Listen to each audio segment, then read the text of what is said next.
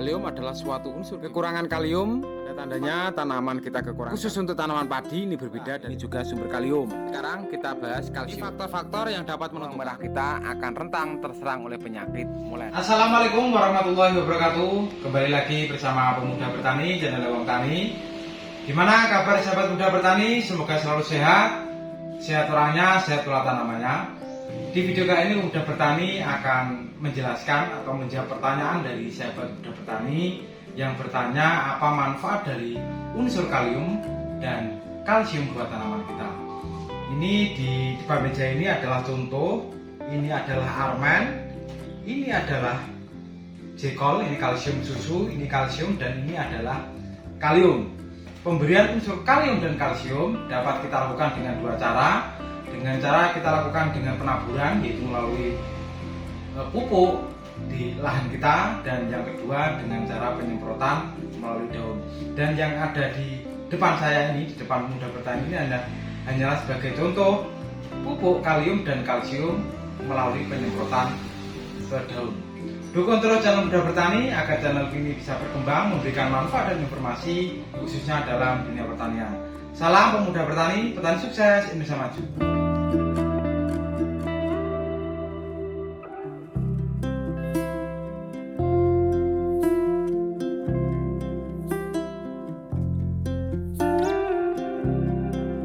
Kalium adalah suatu unsur kimia yang biasa kita sebut memiliki lambang huruf K atau kalium.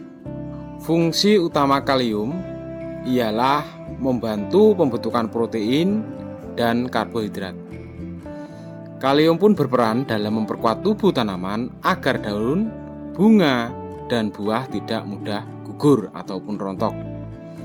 Yang tidak bisa dilupakan ialah kalium pun merupakan sumber kekuatan bagi tanaman dalam menghadapi kekeringan, hama maupun penyakit. Kekurangan kalium pada tanaman kita memang agak sulit untuk kita deteksi gejalanya, karena gejala tanaman kita kekurangan unsur kalium ini jarang ditampakkan ketika tanaman masih muda. Tanda-tandanya tanaman kita kekurangan kalium dapat kita ketahui. Yang pertama, daun-daun berubah jadi mengkerut alias keriting. Untuk tanaman kentang akan menggulung dan kadang-kadang mengkilap terutama pada daun tua, tetapi tidak merata. Selanjutnya, sejak ujung dan tepi daun tampak menguning. Warna seperti ini tampak pula di antara tulang-tulang daun. Pada akhirnya daun tampak bercak-bercak kotor atau merah coklat. Sering pula bagian yang bercak ini jatuh sehingga daun tampak bergerak emah dan pendek-pendek, sehingga tanaman tampak kedil.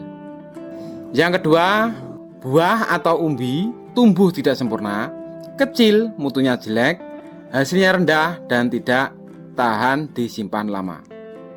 Yang ketiga, pada tanaman kelapa dan jeruk, buah mudah gugur atau rontok. Yang keempat, bagi tanaman berumbi, hasil umbinya sangat kurang dan kadar hidrat arangnya demikian rendah. Jadi untuk pembesaran umbinya juga tidak akan bisa maksimal karena kekurangan unsur kalium. Khusus untuk tanaman padi ini berbeda daripada tanaman yang lain. Gejalanya dapat kita lihat dari mulai daun. Daun tanaman padi yang kekurangan kalium akan berwarna hijau gelap dengan banyak bintik-bintik yang warnanya menyerupai karat. Bintik-bintik itu pertama-tama muncul pada bagian atas daun yang sudah tua. Ujung daun dan tepi daun menjadi seperti terbakar, berwarna coklat kemerahan atau coklat kuning. Daun-daun tua khususnya di tengah hari akan terkulai dan daun-daun muda menggulung ke arah atas dan memperlihatkan gejala-gejala kekurangan air. Itu dari daun. Kalau dari batang tanaman padi kita dapat kita lihat batang tanaman padi yang kekurangan kalium akan tumbuh pendek dan kurus. Dan kebanyakan varietas-varietas padi yang kekurangan kalium lebih mudah rebah atau roboh karena dia batangnya tidak kokoh. Yang ketiga, kita bisa lihat dari akar. Pertumbuhan akar tanaman padi biasanya sangat terbatas. Ujung akar akan tumbuh kurus dan pendek, dan akar selalu cenderung berwarna gelam dan hitam. Akar-akar cabang dan akar-akar rambat sangat kurus dan selalu diperlihatkan gejala pembusukan akar. Kalau kita lihat dari bule dan malai, ini juga faktor penting unsur kalium pada tanaman padi kita di saat fase generatif atau pengisian bulir. Pertumbuhannya akan pendek dan umumnya mempunyai persentase kehampaan buah yang tinggi atau hampa bulir. Sedang jumlah bulir yang berisi untuk setiap helainya akan rendah, jadi tidak akan bisa terisi maksimal dari pangkal sampai bawah. Bulir-bulir padi akan berukuran kecil dan tidak teratur bentuknya, mutu dan berat. Per 1000 bulir akan berkurang persentase bulir-bulir yang tidak berkembang dan tidak dewasa bertambah atau tidak berisi penuh. Itulah unsur hara kalium bagi tanaman kita. Kita kupas untuk tanaman padi dari mulai daun, batang, akar, bulir dan malai. Kalau untuk tanaman berumbi, kalau di fase generatif, kekurangan unsur kalium ini juga nutrisi atau pembesaran umbi pada tanaman kita tidak akan bisa maksimal, dan jika panen pun tidak bisa kita simpan lama. Sumber kalium ini dapat kita berikan pada tanaman, bisa ketersediaannya ada di dalam tanah. Ini untuk ketersediaan dalam tanah memang terbatas, jadi kita bisa berikan melalui dengan dua cara, melalui akar dan melalui daun. Melalui akar bisa kita lakukan pemupukan, ini bisa menggunakan KCL, KNO buah yang peril, dan lain sebagainya. Untuk merek dagang terserah, KCL dari Petro maupun Mahkota ataupun dari yang lainnya. Bisa juga kita berikan melalui penyemprotan, yaitu menggunakan seperti gandasil buah, ini juga sumber kalium. K14 juga sumber kalium. KNO buah yang kristal itu juga sumber kalium. KCL cair juga sumber kalium. JK juga sumber kalium. Terserah mau petani gunakan yang mana, yang penting adalah unsur dari kalium itu tinggi dibandingkan dengan unsur yang lainnya. Itu sumber kalium yang dapat kita berikan pada tanaman kita. Sekarang kita bahas kalsium. Ini kalsium merupakan hara makro bagi tanaman. Di samping nitrogen, fosfor, kalium, magnesium, dan belerang atau sulfur, kalsium ini biasanya tidak dianggap sebagai unsur pupuk. Oleh karena itu relatif kurang mendapat perhatian dibandingkan dengan unsur nitrogen, fosfat, dan kalium.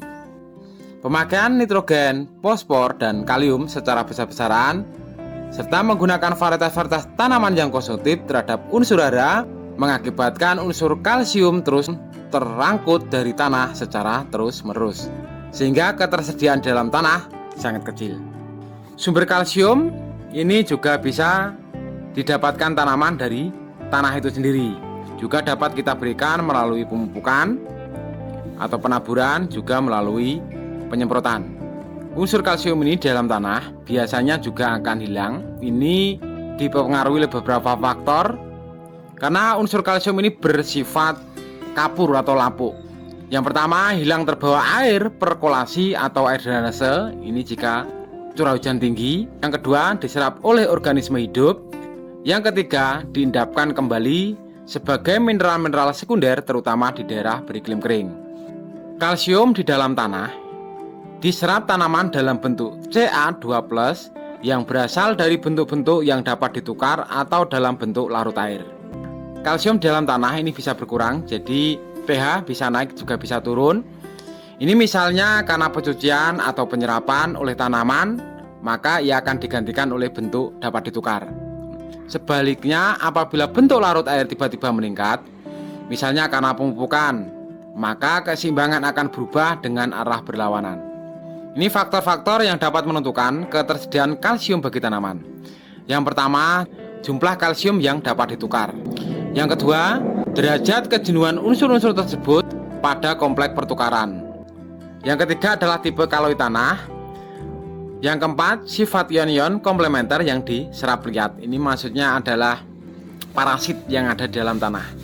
Kelebihan kalsium menyebabkan karbonat mengendap dan pH penyangga naik, yaitu mendekati 8 atau 8 ke atas, sehingga akan mengakibatkan turunnya kelarutan fosfor, besi, magnesium, dan zinc. Jika kelebihan kalsium di dalam tanah, ini juga tidak bagus buat tanaman kita. Kekurangan kalsium juga tidak bagus buat tanaman kita. Kalau kekurangan kalsium, tanaman kita tidak bisa menyerap unsur hara makro, yaitu nitrogen, fosfat, dan kalium yang ada di dalam tanah atau kita berikan melalui pemupukan. Sebaliknya, jika kelebihan unsur kalsium atau pH tanah kita naik. Sekarang pertanyaannya, apa fungsi kalsium pada tanaman? Tanaman yang kekurangan kalsium tumbuh kerdil karena sel-sel yang baru kecil-kecil dan jumlahnya sedikit dan mempunyai batang lemah, tidak kokoh atau tidak keras. Karena dinding-dinding selnya tipis, tidak setebal dengan dinding sel normal.